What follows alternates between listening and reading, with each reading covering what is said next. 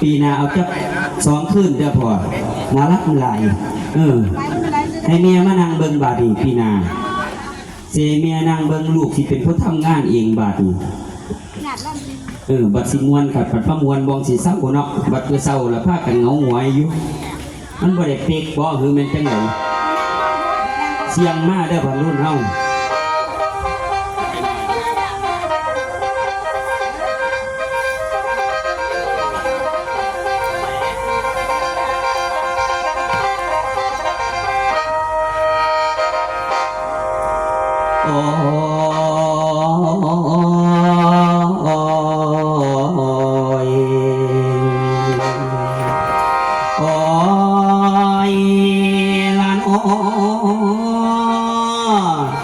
ละเสียง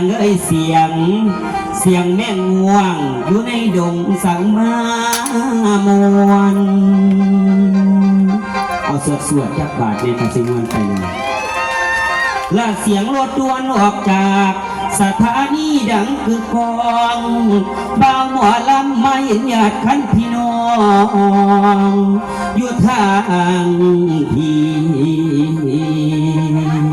เสื่นกระใจอยู่ทางพี่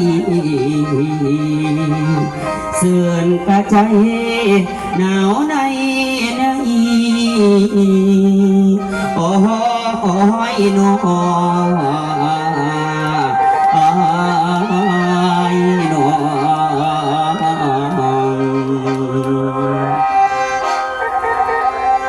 จังสี่ละคุณพ่อคุณแม่เอ๋ย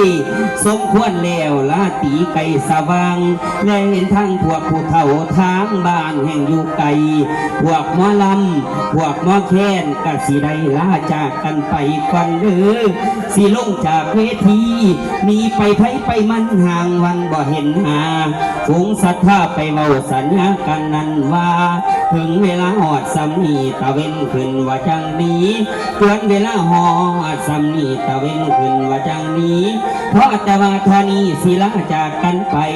สิได้ไล่คนทางห่างกันไปคนกำสิไปละงานนา